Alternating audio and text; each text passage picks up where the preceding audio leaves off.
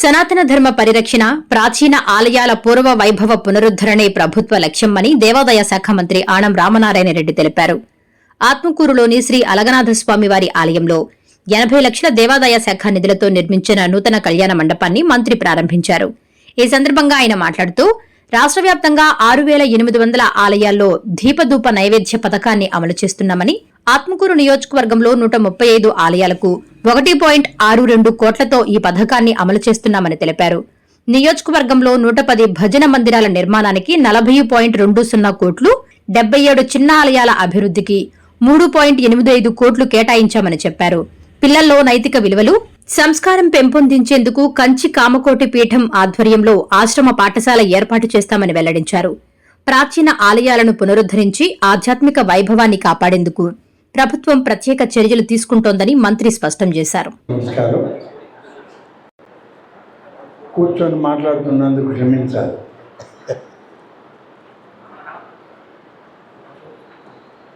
ఒకటి అలగనాథ స్వామి గుడి. నేను మొదటి దఫా ఎమ్మెల్యేగా ఉమ్మడి ఆంధ్రప్రదేశ్లో, ఆ తర్వాత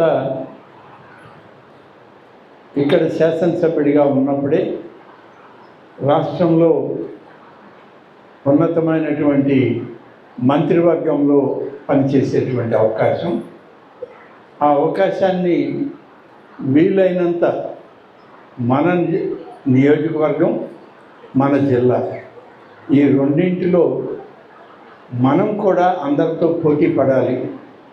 చాలా వరకు వెనకబడి ఉన్నాం. మనం అందరం కలిసి మన ప్రాంతాన్ని అభివృద్ధి చేసుకునేది అనేటువంటిది ఒక ఆలోచన. ఆ ఆలోచనతోనే ముందు నియోజకవర్గం, తర్వాత జిల్లా, ఈ విధంగా మనం కార్యక్రమాలు తీసుకోవడం జరిగింది. దాదాపుగా ఆనాడు 2014 వరకు ఈ రాష్ట్ర విభజన జరిగే వరకు రాష్ట్రంలో ఆర్థిక శాఖ మంత్రిగా, ముఖ్యమంత్రి తర్వాత 2వ స్థానంలో ఉండే అవకాశం వచ్చింది అన్నాడు. అయితే ఆ స్థానం రావడానికి కారణం ఆత్మకూరు నియోజకవర్గం యొక్క ప్రజల ఆశీస్సులే అని చెప్పి ఇప్పటి కాదు కదా, నా జీవితాంతం అది మర్చిపోలేనటువంటి పరిస్థితి.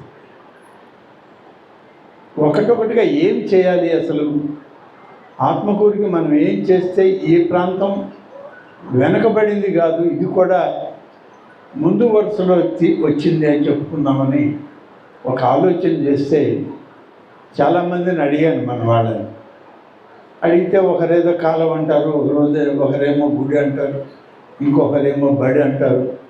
అన్నీ లెక్కేసినా ₹1 కోటి దాటం లేదు. ₹1 కోటి ఖర్చు పెట్టి మనం ఒక చిన్న కాలువ దొరికితేనో, లేకుంటే ఒక గుడి కడితేనో, లేకుంటే ఒక అంగన్వాడీ బడి కడితేనో ఆత్మకూరు నియోజకవర్గం ఈ జిల్లాలో గుర్తింపులోకి రాదు. అప్పుడు ఆలోచన చేసాం, ఏం చేస్తే, ఎలా చేస్తే బాగుంటుందని. ఒకసారి తప్పనిసరిగా 5 ఎకరాల భూమిని నేను సేకరిస్తాను, మన ప్రాంతంలో, మన నియోజకవర్గం ఎక్కడ బాగుంటుందో చూసి ఈ 5 ఎకరాలలో వాళ్ళు నిర్మాణం చేసుకునేటట్టు, ఇటువైపు వచ్చినప్పుడంతా కంచి పీఠాధిపతి ఆ స్థానానికి వచ్చి వెళ్తారు. అంటే అక్కడ అది ఒక పీఠం అయిపోతుంది.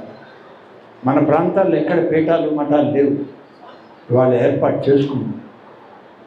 దేశంలో ఉన్నది 2, మన హిందూ ధర్మం, హిందూ సాంప్రదాయాలు, వైదిక ధర్మాలని పాటించేటువంటి, బోధన చేసేటువంటి 2 మనకు ఉండేది. ఒకటి ఆది శంకరాచార్యులు ప్రతిష్ఠించిన శృంగేరి పీఠం ఒకటి, కంచి శంకరాచార్యులు, ఆది శంకరాచార్యులు ఆయన ప్రతిష్ఠించిన కంచి కామకోటి పీఠం. ఇవి 2 మన సాంప్రదాయాలు. ఉత్తర భారతదేశం నుంచి చివరనున్న కన్యాకుమారి వరకు ఇవి 2 మన సాంప్రదాయాలు. మనం ఇవాళ మన వాడుకలు మనం నడిచేటువంటి చేసేటువంటి ప్రయత్నం. కాబట్టి ఒక అవకాశం బహుశా భగవంతుడే ఇచ్చాడా, ఆ ఆది శంకరాచార్యులే మనకు ప్రసాదించారా? అందుకని మన ప్రాంతంలోనే ఆ యొక్క పీఠం గ్రామీణ వాతావరణం వచ్చే విధంగా 4-5 స్థలాలు చూపిస్తాను, పెద్దలందరికీ కూడా చెప్తాం. అందరూ కలిసి ఇది బాగుంటుంది అని అంటే దాంట్లో వాళ్ళకి 5 ఎకరాలు ఇప్పించే ప్రయత్నం చేయాలి. కాబట్టి ఈ విధంగా ఇన్ని కార్యక్రమాలు మన ముందు ఉన్నాయి. ఏదో ఆషామాషిగా ఒక సిమెంట్ రోడ్డు వేయడం, ఒక కాలువ కట్టడం, ఒక బలు వెలిగించడం, ఇదే జీవితం అయిపోయింది మాకు కూడా. ఇక వేరే పని ఏం లేదు మాకు కూడా. ఎమ్మెల్యే అంటే మా రోడ్డు వేసాడా, అయ్యా కాలువ చిమ్మేవా, బల్బు వెలగలేదు పైకి ఎక్కి బల్బు వేస్తావా, ఇది తప్ప మమ్మల్ని కూడా ఏం అడగట్లే. ఎందుకంటే ప్రజలు కూడా దానికి అలవాటు పడిపోయారు. ఆ కార్యక్రమాలను కొంచెం మార్పు చేసి మన స్పృహ, మన దృష్టి కూడా కొంచెం ఆధ్యాత్మికత వైపు పోతే, కొన్ని దుష్ట సంప్రదాయాలు అక్కడక్కడ ఉంటాయి, తప్పవు. వాటిని మనం ఎలా సరి చేసుకోవాలో అవి మనం చేసుకుంటాం. ఈ ఆధ్యాత్మిక వాతావరణంలో అలగనాథ స్వామి గారి ఆశీస్సులతో ఈరోజు ఈ కళ్యాణ మండపం, నూతన కళ్యాణ మండపాన్ని ప్రారంభించేటువంటి అవకాశం ఇచ్చిన అలగనాథ స్వామి కమిటీ సభ్యులు అందరికీ, దీనికి దాతలుగా నిలబడి దాతృత్వం చాటుకున్న ప్రతి ఒక్కరికి పేరు పేరున ఆ దేవదేవుని యొక్క ఆశీస్సులు ఉండాలని వారందరికీ కూడా నేను కూడా నా ప్రమాణాలను, నమస్కారాలను తెలియజేస్తూ మీ అందరికీ కూడా తెలియజేస్తాను. Please subscribe SS News AP.